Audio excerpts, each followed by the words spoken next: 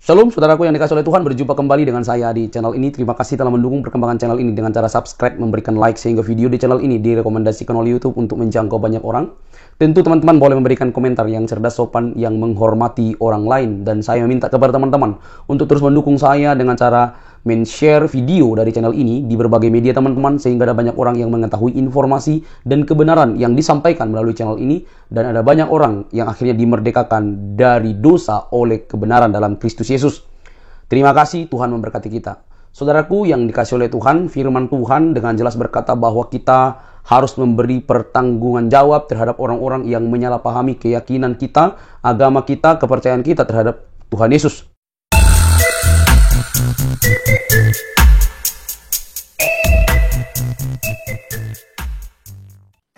Saya ingin mengatakan ini sekarang ini kebencian terhadap Nasrani lagi membara ini.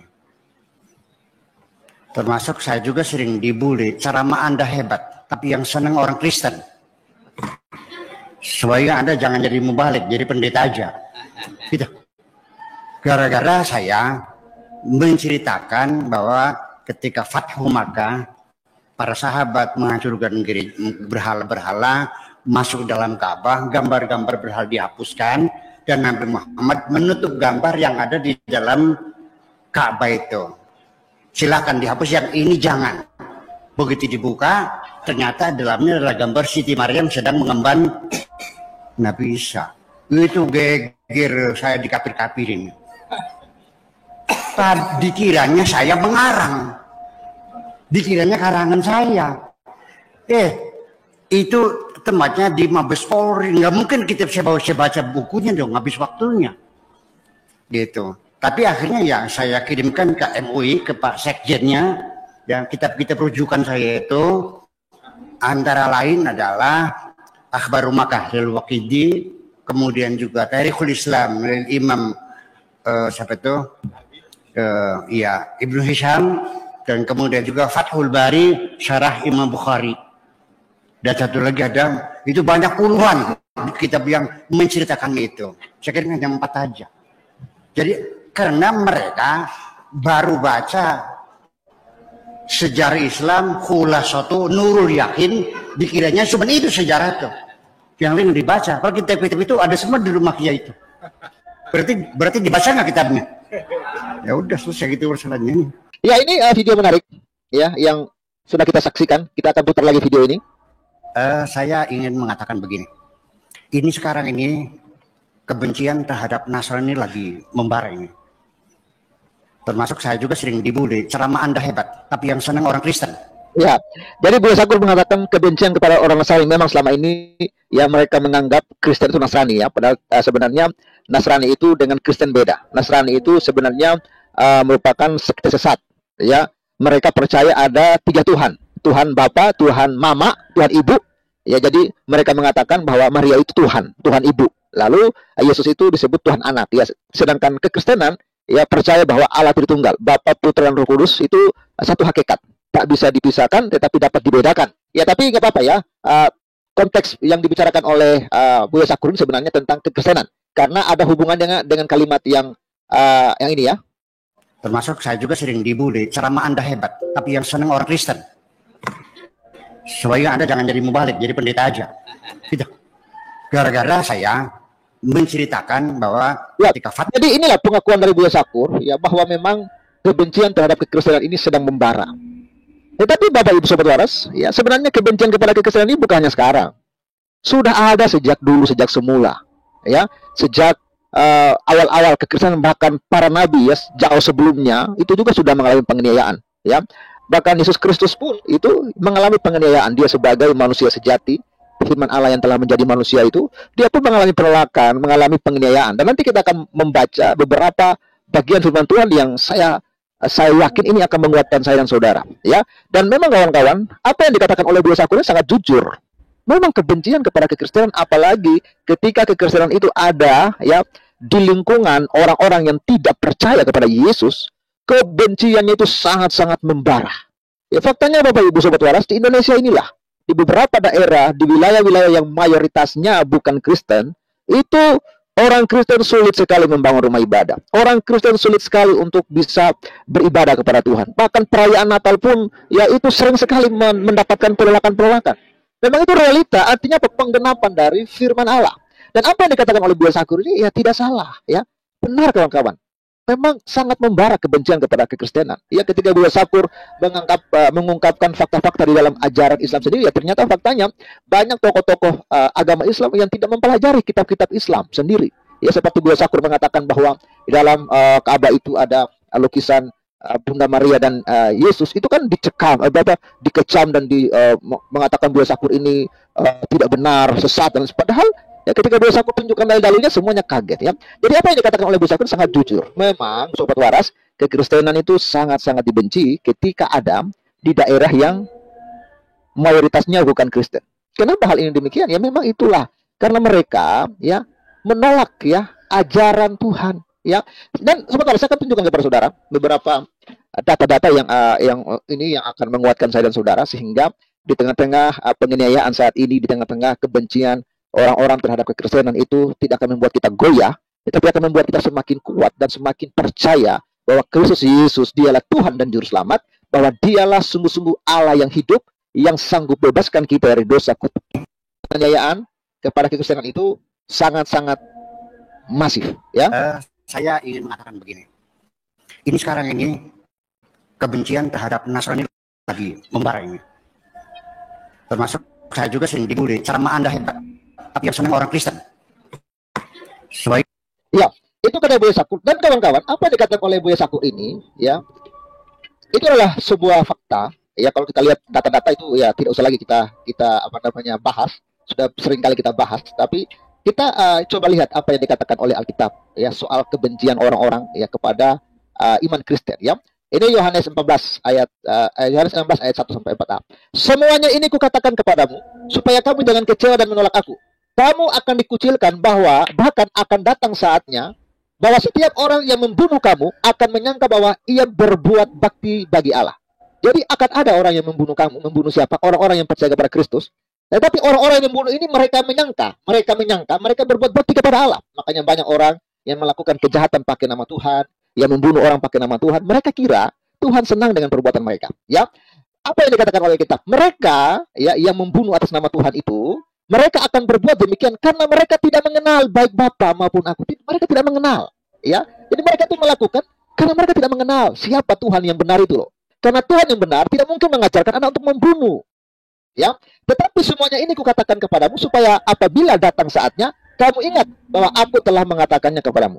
Jadi jelas sobat waras, orang-orang yang membunuh pakai nama Tuhan, mereka tidak mengenal Tuhan yang benar. Ya, berarti apa yang membuat mereka melakukan pembunuhan itu? Ya karena mereka menyembah Tuhan yang salah.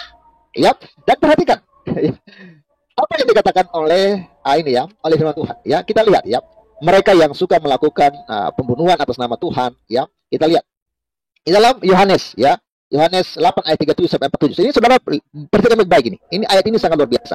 Aku tahu bahwa kamu adalah keturunan Abraham. Ini Yesus berkata kepada para ahli Taurat, ya, kepada orang-orang Yahudi. Tetapi kamu berusaha untuk membunuh aku, karena orang-orang Yahudi berusaha untuk membunuh Yesus. Karena firmanku tidak beroleh tempat di dalam kamu. Ya, apabila kulihat, ya, apa yang kulihat pada Bapa, itulah yang kukatakan. Dan demikian juga kamu ya perbuat tentang apa yang kamu dengar dari bapamu. Jawab mereka kepadanya, Bapa kami adalah Abraham. Mereka mengatakan bahwa Bapa mereka adalah Abraham. Mereka menganggap bahwa kami ini adalah Abrahamik, ya kira begitu ya. Kata Yesus kepada mereka, jikalau sekiranya kamu anak-anak Abraham, ini perhatikan, jikalau sekiranya kamu artinya ini, kamu yang mengaku-ngaku sebagai anak Abraham, jikalau memang benar kamu anak Abraham, tentulah kamu mengerjakan pekerjaan yang dikerjakan oleh Abraham. Tetapi yang kamu kerjakan ialah berusaha membunuh aku. Jadi banyak orang, sobat waras, banyak orang yang mengaku-ngaku sebagai agama Abrahamik, mengaku-ngaku sebagai anak-anak Abraham, ya, tetapi mereka berusaha untuk membunuh Yesus, berusaha untuk membenci ajaran Yesus, berusaha untuk membenci para pengikut Yesus, ya. Tetapi yang kamu kerjakan ialah berusaha membunuh aku. Aku, seorang yang mengatakan kebenaran kepadamu. Ya, yaitu kebenaran yang kudengar dari Allah. Pekerjaan yang demikian tidak dikerjakan oleh Abraham. Kamu mengerjakan pekerjaan bapamu sendiri. Jawab mereka, kami tidak dilahirkan dari zina. Bapa kami satu, yaitu Allah. Jadi mereka mengaku bahwa mereka adalah Allah. Ya, kata Yesus kepada mereka, jikalau Allah adalah Bapamu, perhatikan, jikalau Allah adalah Bapamu, kamu akan mengasihi aku. Ini luar biasa. Jadi begini, kalau kita percaya bahwa Allah adalah Bapa kita, ya, kamu akan mengasihi aku. Jadi kalau ada orang yang mengaku percaya Allah tapi membenci Yesus, wah ini bertentangan dengan kebenaran. Sebab aku keluar dan datang dari Allah. Dan aku datang bukan atas kehendakku sendiri, melainkan dialah yang mengutus aku. Apakah sebabnya kamu tidak mengerti bahasaku? Sebab kamu tidak dapat menangkap firmanku. Yesus lanjutkan pada ayat 44. Iblislah yang menjadi bapamu dan kamu ingin melakukan keinginan-keinginan bapamu. Ia adalah pembunuh manusia sejak semula dan tidak hidup dalam kebenaran. Ini clear ya. Kalau mereka mengakui Allah adalah Bapa mereka, kalau mereka mengatakan mereka percaya kepada Bapa, Allah Bapa, seharusnya mereka percaya kepada Yesus. Tapi faktanya, mereka menolak Yesus. Bahkan Yesus mengatakan sesungguhnya, iblislah yang menjadi bapamu, dan kamu ingin melakukan keinginan-keinginan bapamu. Ia adalah pembunuh manusia sejak semula, dan tidak hidup dalam kebenaran. Sebab di dalam dia tidak ada kebenaran. Apabila ia berkata dusta, ia berkata atas kehendaknya sendiri. Sebab ia adalah pendusta Bapa, dan Bapa segala dusta. Ini kawan-kawan, ada orang yang mengaku sebagai percaya kepada Allah. Sebenarnya mereka adalah anak-anak iblis. Ya, tetapi karena aku mengatakan kebenaran kepadamu, kamu tidak percaya kepadaku. Perhatikan, orang-orang yang tidak percaya kepada Yesus adalah orang-orang yang menolak kebenaran. Orang-orang yang tidak percaya kepada Yesus adalah orang-orang yang tidak percaya kepada Bapa di sorga. Orang-orang yang tidak percaya kepada Yesus adalah orang-orang yang menolak firman Allah. Ya, siapakah di antara kamu, ya, yang membuktikan bahwa aku berbuat dosa? Apabila aku mengatakan kebenaran, mengapa kamu tidak percaya kepadaku? Barang siapa berasal dari Allah, ia mendengarkan firman Allah. Firman Allah itu siapa? Yesus. Yesus adalah firman Allah yang datang, yang mengambil rupa seorang manusia. Yohanes 1 ayat 1 mengatakan bahwa pada mulanya firman, dan firman itu bersama-sama dengan Allah, firman itu telah menjadi manusia. Barang siapa berasal dari Allah, ia mendengarkan firman Allah. Artinya mendengarkan Yesus. Itu sebabnya kamu tidak mendengarkannya, karena kamu tidak berasal dari Allah. Wah, ini clear sekali. Jadi orang yang tidak mendengarkan Yesus tidak mendengarkan firman Allah. Dan orang yang tidak mendengarkan firman Allah tidak berasal dari Allah. Mereka tidak percaya kepada Allah. Mereka tidak percaya kepada Yesus. Mereka menolak Yesus, ya. Karena kita lihat ya, Sobat Waras, di Yohanes 1 ayat 1. Ya, ini ya. Pada mulanya adalah firman. Firman itu bersama-sama dengan Allah, dan firman itu adalah Allah. Ia pada mulanya bersama-sama dengan Allah. Segala sesuatu dijadikan oleh Dia, dan tanpa Dia tidak ada sesuatu pun yang telah terjadi dari segala yang telah dijadikan. Dalam Dia ada hidup, dan hidup itu adalah terang manusia. Terang itu bercahaya di dalam kegelapan, dan kegelapan tidak menguasainya. Ya, datanglah seorang yang diutus Allah, namanya Yohanes. Ia datang sebagai saksi untuk memberi kesaksian tentang terang itu, supaya oleh dia semua orang menjadi percaya. Ia bukan terang itu, tetapi ia harus memberi kesaksian tentang terang itu. Terang yang sesungguhnya yang menerangi setiap orang sedang datang ke dalam dunia. Ia telah ada di dalam dunia, dan dunia dijadikan olehnya tanpa dunia, tetapi dunia tidak mengenalnya. Jadi Bapak Ibu, Yesus itu, ia telah ada di dunia, ya, di dalam dunia, dan dunia dijadikan olehnya. Jadi Yesus yang menjadikan dunia. Kenapa? Yesus adalah firman Allah yang sejati. Jadi orang yang menolak Yesus menolak firman Allah. Orang yang menolak Yesus, maka bapaknya adalah iblis. Itulah ajaran Kristen. Jadi orang membenci kita, ya, itu memang ajaran iblis. Nah, perhatikan Sobat Waras, Matius 5 ayat 10 sampai 12. Berbahagialah orang yang dianiaya oleh sebab kebenaran, karena mereka lah yang mempunyai kerajaan sorga. Katakan amin. Jadi kalau kita dianiaya oleh karena kebenaran Injil Kristus, berbahagialah, karena mereka lah yang punya kerajaan sorga. Berbahagialah kamu jika karena aku kamu dicela dan dianiaya, dan kepadamu difitnahkan segala yang jahat. Banyak orang yang fitnah, ya, memfitnah Yesus, memfitnah ajaran Kristus. Bersukacita dan bergembiralah, karena upahmu besar di sorga, sebab demikian juga telah dianiaya nabi-nabi yang sebelum kamu. Jadi, Sobat Waras yang dikasih oleh Tuhan, penganiayaan itu pasti akan terjadi, ya, dimanapun saudara berada. Tetapi berbahagialah karena kita dianiaya karena kebenaran. Kita dianiaya karena kita berpegang kepada Injil Kristus. Kita dianiaya karena kita benar-benar menghidupi Kristus. Memang dunia ini sudah penuh dengan kegelapan dan dosa. Dan dunia ini, sobat waras, akan menawarkan kepada kita kehidupan yang akan menuju kepada kebinasaan. Tetapi saudara yang percaya kepada Kristus, saudara adalah orang-orang pilihan Allah. Saudara adalah orang-orang yang spesial. Saudara adalah orang-orang yang diselamatkan oleh Allah. Karena Allah hanya menyediakan satu-satunya jalan agar manusia diselamatkan. Dan jalan itu hanya ada di dalam putranya yang tunggal, Yesus Kristus, firman Allah yang hidup, firman Allah yang menciptakan langit dan bumi ini, dan firman Allah, pikiran Allah, logos Allah, kehendak Allah, pengetahuan Allah, firman-Nya telah mengambil rupa seorang manusia, menjadi sama dengan manusia, dan Dia telah mati untuk menebus dosa saya dan saudara, dan Dia telah bangkit dari kematian, naik ke surga, menyediakan hidup yang kekal. Dan Dia berkata, akulah jalan dan kebenaran dan hidup. Tidak ada seorang pun yang datang kepada Bapa di surga kalau tidak melalui aku. Jadi saudara, masihkah saudara tidak percaya kepada Yesus sebagai Tuhan dan Juru Selamat? Masihkah ada niat di hatimu untuk meninggalkan Yesus karena masalah ekonomi? Adakah niat di hatimu ingin meninggalkan Yesus karena masalah jodoh? Adakah di antara saudara yang meninggalkan Yesus gara-gara masalah pekerjaan? Saudara, tidak ada jalan keselamatan lain yang disediakan oleh Allah selain Yesus. Satu-satunya jalan keselamatan yang disediakan oleh Allah, satu-satunya jalan keselamatan yang datang dari sorga, hanya Yesus. Di dunia ini banyak jalan yang dibuat oleh manusia, banyak jalan yang disangka lurus, tetapi ujungnya adalah maut. Tetapi Yesus adalah jalan, kebenaran, dan hidup itu satu-satunya yang diberi oleh Allah langsung kepada manusia. Manusia mustahil ketemu Allah. Contoh kecil aja saudara. Hari ini, bisakah saudara bertemu dengan presiden tiba-tiba? Saya yakin tidak mungkin bisa saudara ketemu presiden. Karena apa? Kalau mau ketemu penguasa, harus buat jadwal dulu dan lain sebagainya. Dan itu pun kalau dia berkenan untuk bertemu dengan saudara. Tetapi presiden bisa nggak hari ini ketemu saudara? Oh bisa. Karena dia penguasa. Dan kita akan senang dong kalau presiden datang ketemu saya. Siapa saya? Kok bisa dikunjungi sama presiden? Spesial dong. Kita bangga dong. Sama halnya sobat waras. Mustahil saudara bisa ketemu dengan Tuhan. Mustahil saudara bisa masuk surga dengan segala upaya usahamu. Karena kita berdosa. Sedangkan Allah suci. Mustahil kita bisa ketemu dengan Dia. Tetapi syukur puji Tuhannya, Dia mau berjumpa dengan saudara. Ini grace, ini anugerah. Dia mau menghampiri kita orang-orang berdosa. Ini spesial. Ini sesuatu yang membanggakan. Wow. Dia mau bertemu dengan saudara. Dan Dia telah datang ke dunia ini, mengutus firman Allah yang hidup, mengutus putranya Yesus Kristus datang ke dunia. Sehingga Yohanes 3 ayat 16 mengatakan, karena begitu besar kasih Allah akan dunia ini, sehingga Ia telah mengaruniakan anaknya yang tunggal, supaya setiap orang yang percaya kepadanya tidak binasa, melainkan beroleh hidup yang kekal. Hanya ketika saudara sungguh-sungguh percaya Yesus, saudara akan diselamatkan. Tapi kalau saudara menolak Yesus, saudara akan binasa.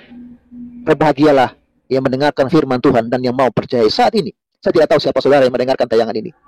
Kalau saudara mau dipulihkan, saudara mau diampuni segala dosa-dosamu, saudara mau diselamatkan, buka hatimu.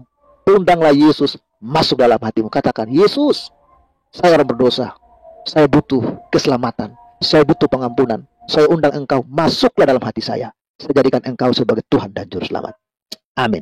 Mari kita berdoa sobat waras. Dan bagi sobat waras yang rindu mau terima Yesus, saudara bisa ikuti doa saya. Ikuti doa saya dalam hati saudara. Dimanapun saudara berada, saudara akan merasakan hadirat Allah yang Maha Kuasa. Ikuti doa saya. Tuhan Yesus, saya sadar saya orang berdosa dan layak binasa karena segala dosa saya. Tetapi puji Tuhan, saat ini saya mendengar Yesus datang untuk menyelamatkan orang berdosa. Dan saat ini Tuhan Yesus, saya buka hati saya, mengundang Engkau masuklah dalam hatiku. Saya jadikan Engkau Tuhan dan Juru Selamat. Puncak dari ajaran kekristenan adalah Allah, firman itu, firman yang bersama-sama dengan Allah, itu menjadi manusia. Itu puncak kristologi yang luar biasa. Jadi kristologi yang sesungguhnya di mana sang firman menjadi daging, menjadi manusia untuk menyelamatkan manusia. Ya. Menyelamatkan manusia yang binasa karena dosa. Jadi jangan teman-teman pelintir lagi ya. Nah, dia diam di antara kita. Dalam Yohanes 1 dikatakan dengan jelas, ia datang ke dunia. Firman itu menjadi manusia dan diam di antara kita. Dan kita telah melihat kemuliaannya, kemuliaan anak itu, Yesus itu. Yaitu kemuliaan yang diberikan kepadanya sebagai anak tunggal Bapa penuh kasih, karunia, dan kebenaran. Jadi ketika Yesus datang ke dunia, ia disebut anak Bapa. Bukan berarti dia punya ibu. Atau seperti tuduhan-tuduhan teman-teman. Tapi itu wujud kedekatan bahwa firman dan Bapa itu sehakikat disebut Allah, tapi firman itu menjadi manusia. Kenapa menjadi manusia? Itu urusannya karena kamu dan saya berdosa. Supaya kamu dan saya selamat. Dia harus menjadi manusia seperti kita untuk mengambil alih seluruh hidup kita yang sudah rusak, menggantikannya supaya kita diselamatkan. Itulah puncak dari kasih Allah bagi umat manusia. Itulah doktrin kekristenan yang tidak kamu pahami, tapi selama ini kamu selewengkan, tafsirkan sembarangan. Dan semoga hatimu terbuka dan lebih bertanggung jawab terhadap ajaranmu. Kalau kamu tidak yakin, ya udah, tinggal berpikir saja. Tetapi dalam kekristenan, keselamatan itu mutlak dari Yesus Kristus, tidak ada yang lain. Dia datang dari surga untuk manusia supaya diselamatkan. Jadi jangan kepanasan, silahkan berpikir dengan waras sambil minum air putih supaya teman-teman tidak kepanasan dan tidak main tuduh dan tidak main klaim, tapi semakin sadar dan semakin pintar berwawasan untuk meyakini sesuatu. Sampai di sini teman-teman video saya. Jangan lupa tekan tombol subscribe, like, komen, dan share. Sampai ketemu di video selanjutnya. Bye-bye.